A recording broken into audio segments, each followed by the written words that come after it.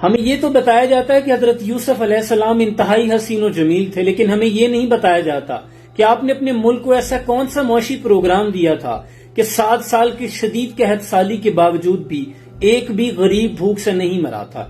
ہمیں یہ تو بتایا جاتا ہے کہ حضرت سلیمان علیہ السلام کی بادشاہت اتنی روب اور دبدبے والی تھی کہ جنات بھی آپ کے حکم کے ماتحت چلتے تھے، لیکن ہمیں یہ نہیں بتایا جاتا کہ آپ کس قدر سیاسی بصیرت کے مالک تھے کہ اپنے ملک فلسطین جو کہ انڈسٹریل اکانومی تھی اور ملکہ بلقیس کا وطن جو کہ یمن ایک ایگریکلچر اکانومی تھی، آپ نے اس کے مابین ایسے معاہدات کیے کہ اپنی قوم کو ایسی خوشحالی بخشی جس کی نظیر، جس کی مثال دور حاضر میں نہیں ملتی۔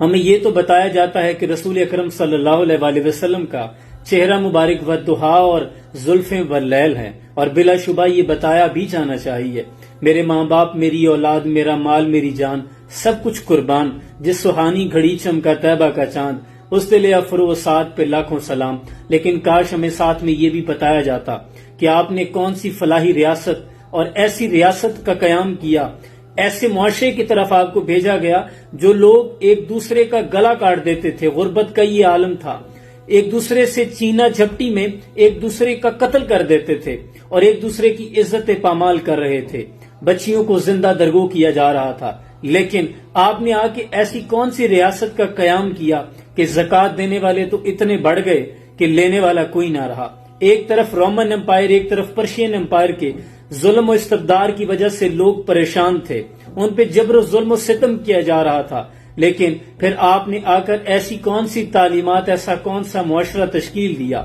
لوگوں کو اس طرح کی تعلیمات دی کہ لوگ ایک دوسرے کا حق غصب نہیں کرتے تھے، کوئی کسی کی عزت نفس پہ حملہ کرنے والا باقی نہ رہا۔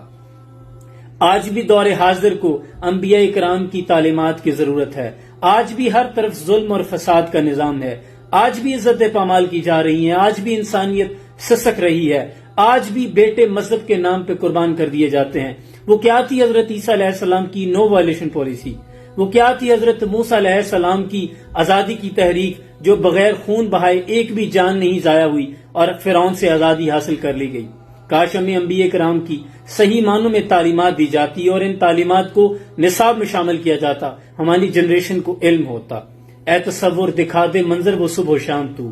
دوڑ پیچھے کی طرف ہے گردش ایام تو۔ اللہ کریم ہمیں انبیاء کرام کی سیرت پر چلنے کی توفیق عطا فرمائے۔ سلام پہنچے۔